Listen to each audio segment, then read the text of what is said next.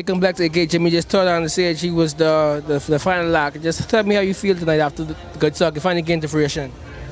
I'm happy. Not so super psyched and like stoked because I expected it to happen, like by any means. Like any of the setbacks, there were some that had been specific to me, and I was fine sacrificing for it. Like I knew it needed to happen, so I'm happy that it happened. And you being the fourth member of the brains behind GOODSTOCK, just talk to me about the idea. Where did it come from? Working at the place I was working before, I was looking for event ideas, and they usually always draw on a blank. Oh, when you have an idea, then a lot of times it is end up being a bad idea.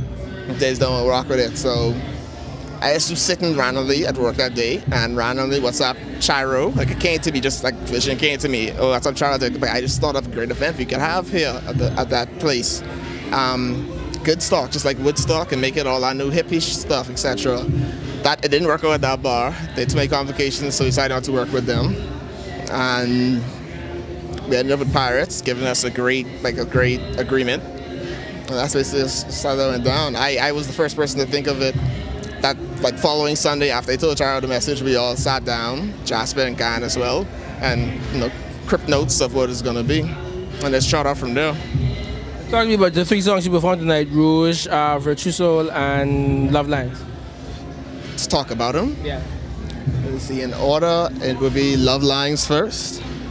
And Love Lines, the beat not being my beat, but an unknown beat from Blue. And Love Lines was the name of the actual song, except for his one said Love Lines in February, I think it was. So it was about a female at the time I was trying to reconnect with. Like we were together, we separated, trying to reconnect. So that's what Love Lines is about. Then there's Rouge, Virtuoso, then next. And so it's Virtuous, or Virtuoso with an UL, Virtuoso. And that was just based on some like metaphysical, spiritual stuff, and you say, because it almost sounds like you're saying universal in it.